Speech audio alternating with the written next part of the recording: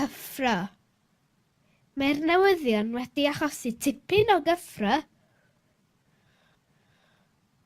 Cyffrous. Mae newyddion cyffrous gyda fi.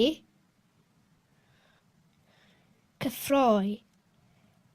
Mae'n gwybod sut mae cyffroi pobl.